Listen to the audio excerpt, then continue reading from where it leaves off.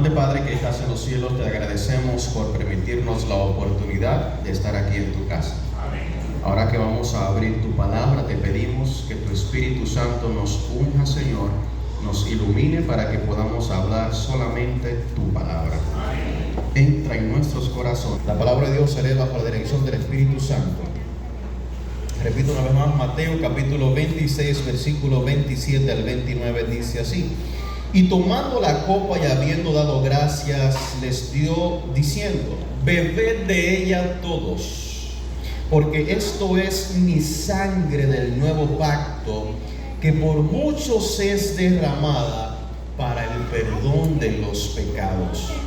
Os digo que desde ahora no beberé más este fruto de la vid hasta aquel día en que lo beba nuevo con vosotros en el reino de mi Padre.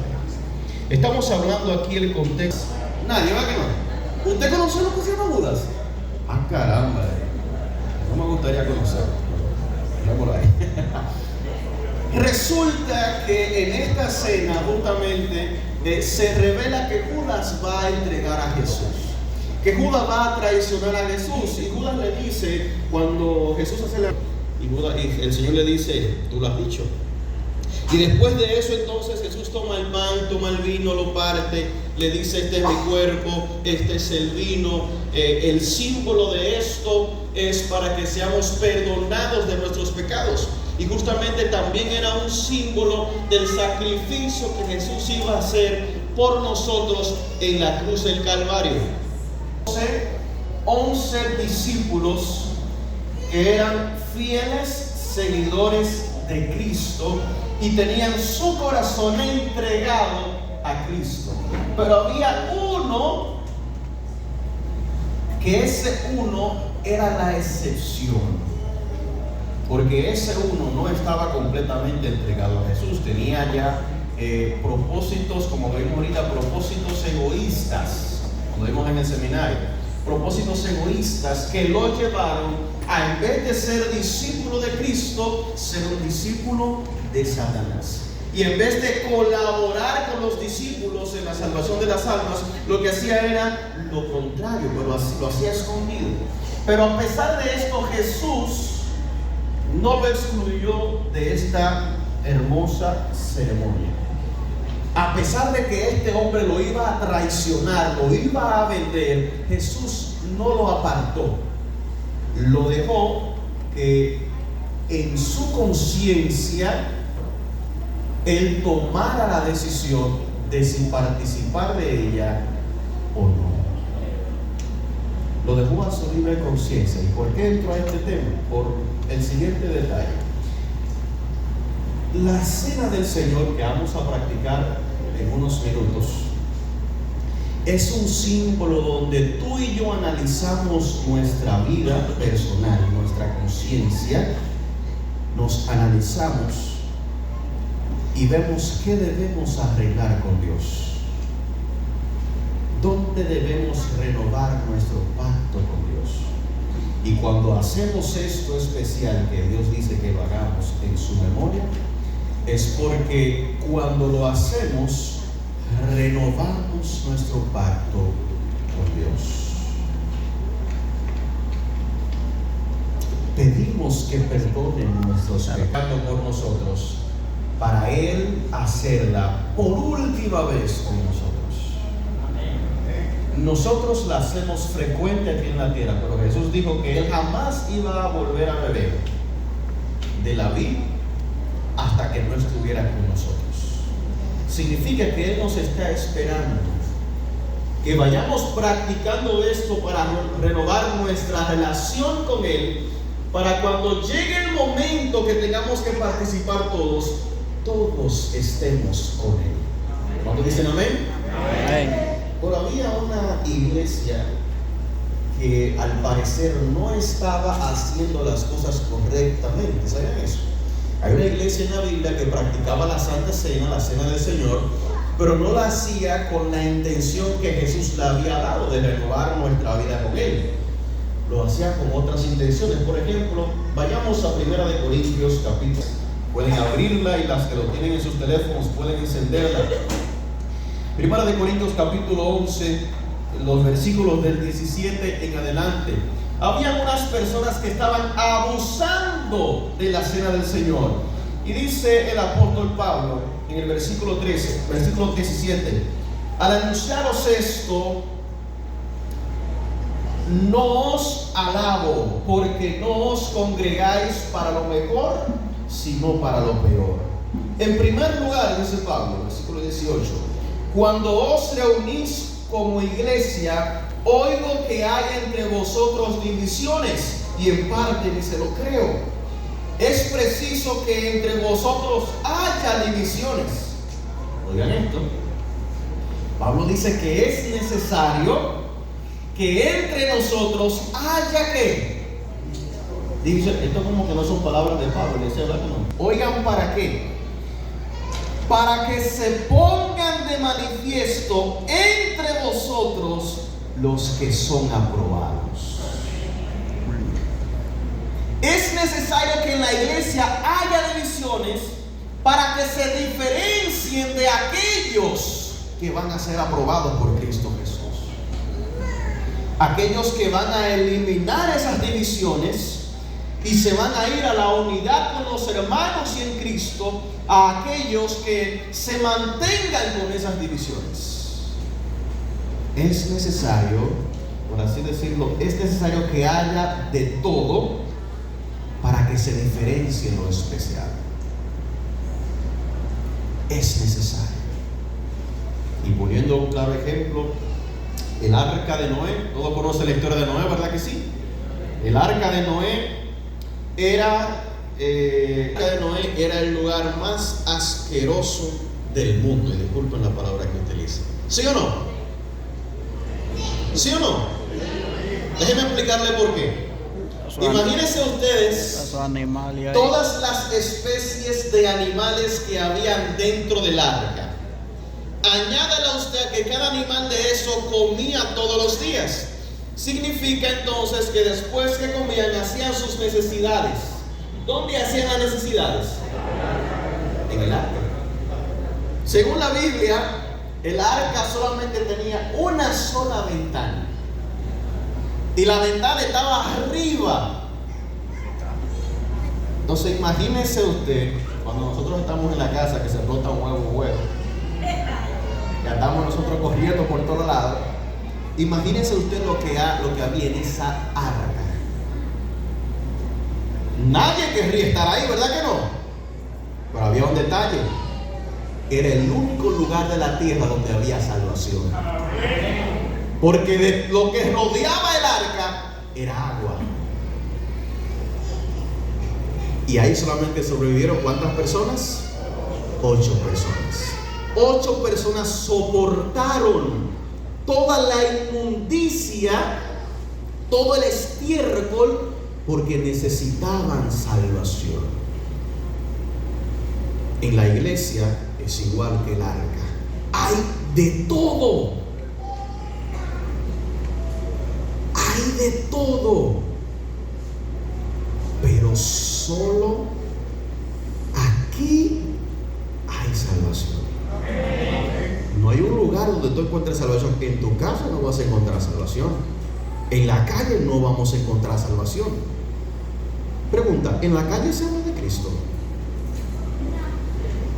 ¿No se habla de Cristo en la calle? ¿En la iglesia se habla de Cristo? Sí. De paso, permítanme comentarles que en el libro de Hechos, en el capítulo 2, dando a Dios y teniendo favor con todo el pueblo, y el Señor añadía cada día a la iglesia los que habían de ser ¿qué? Salvos. Entonces, ¿dónde está la salvación? Entonces la palabra de Dios nos muestra que en la iglesia encontramos ¿qué? Y que a la iglesia se añaden ¿quiénes? Los que van a ser salvos. No hay una gente que vaya a ser salvo que siempre haya estado en la calle. En algún momento buscó salvación en su vida. En algún momento fue a una iglesia a buscar salvación. Por ende, todo lo que hay en la iglesia, todo lo común, debe existir para que dentro de eso común se pueda ver lo perfecto y lo especial. Por ende, estos hermanos de Corintio estaban en divisiones. Dice el versículo 20: cuando pues os reunís vosotros, eso no es comer la cena del Señor. Al comer, cada uno se adelanta a todo. Uno tiene hambre, otro se embriaga. Pues ¿qué? ¿No tenéis casas en que comáis o bebáis? ¿O menospreciáis la casa de Dios y avergonzáis a los que no tienen nada? ¿Qué os diré? ¿Os alabaré? En esto no os alabo, dice Pablo. Habían personas que cuando practicaban la cena del Señor, en vez de hacerlo tranquilamente, lo hacían como que esta gente que tiene como un día entero que no come, pensando en sí mismos. Me recuerda, y ese era cuando yo estaba más chiquitito, que cuando yo iba a tomar la cena del Señor, yo siempre primero miraba el plato, a ver cuál era el pedazo más grande, y lo cogía. Eso era lo que hacía, eso era lo que hacía. Yo agarraba, miraba, el más grande lo cogía. Así lo hacía Dios. Y Pablo entonces le dice las palabras, ahorita las vamos a leer, pero comienza a decir: yo recibí del Señor lo que también os ha enseñado, que el Señor dio el pan, lo tomó, lo partió, dio gracias y dijo que comamos. También tomó el vino, lo sirvió, también dijo que lo bebamos. Y dice el versículo 26: así pues, todas, por si acaso, el que practica esto sin tomar en cuenta que debemos analizarnos primero nuestra vida, y no digo de tomar días, semanas, meses haciéndolo, sino que usted sabe que lo va a tomar ahora, tome en cuenta que para tomarlo, busque algo en su corazón del cual usted dice: no, he defraudado a Dios en esto y necesito que Él me transforme, necesito que Él me perdone, necesito que Él me ayude. Yo lo voy a tomar. Eso es tomar la cena del Señor dignamente. Pero sigue diciendo con los indignos, versículo 28: por lo tanto, pruébese cada uno a sí mismo y coma así del pan y beba de la copa. La iglesia adventista no excluye a nadie de participar de esto, pero usted tome en cuenta que sin la debida intención correspondiente, usted traerá juicio con Dios, pero usted con Dios. Nosotros no hacemos juicio, usted con Dios. Por eso cuando lo vamos a tomar, tomemos en cuenta de que es para perdón de nuestros pecados y para renovar nuestra vida y nuestro pacto con Cristo Jesús. ¿Alguien quiere tomarlo de esa forma? Gloria al Señor, así hay que hacerlo, hermanos. Dice el versículo 30: por lo cual hay muchos. Dejemos que Cristo haga la obra en nuestras vidas. Al tomar el pan, al tomar el vino, hagámoslo con la intención con lo cual lo hizo Jesús. Recordemos la muerte de Jesús. Recordemos lo que Jesús pasó por ti y por mí en la cruz del Calvario. Él pasó un sufrimiento terrible. En primer lugar, sufrió azotes. En segundo lugar, tuvo una corona de espinas. En tercer lugar, tuvo que cargar una cruz, el cual no era de su estatura, era más grande que él. Y en cuarto lugar, sufrió la muerte más vergonzosa en todo el mundo, que fue la muerte en la cruz. Esa muerte solamente era para los peores criminales de esa época. Así que Jesús pasó por ti y por mí lo que realmente tú y yo debimos pasar, y lo hizo por amor. Así que, ¿quiénes pueden participar de esta cena especial? Pueden participar todo aquel que entienda que necesita renovar su pacto con Dios. Los niños que aún no son bautizados, todavía se espera que cuando tengan un poquito más de conciencia para entender el sacrificio del Señor Jesús y de la salvación que nos ofrece, pues después de eso puedan participar. Pero ya todos los demás que tienen conciencia, que saben el bien y el mal, tienen la oportunidad de participar de este hermoso rito, tomando en cuenta que fue para recordar la muerte de Jesús y recordar que Él nos espera a cada uno de nosotros. Dicho esto, vamos a tener una oración para finalizar este sermón y pasar a la parte de la cena. Oremos. Amante Padre que estás en los cielos, te damos gracias, Señor, por darnos tu palabra. Te pedimos, Señor, que esto pueda hablarnos a nuestros corazones y nos ayude, Señor, a que ahora que vamos a participar de esta cena especial, podamos hacerlo, Señor, con un corazón humilde, para que podamos reconciliarnos como hermanos, Señor, y podamos reconciliar nuestras vidas a Cristo Jesús. En tus manos colocamos esta cena especial, en el nombre de Jesús. Amén. Y amén.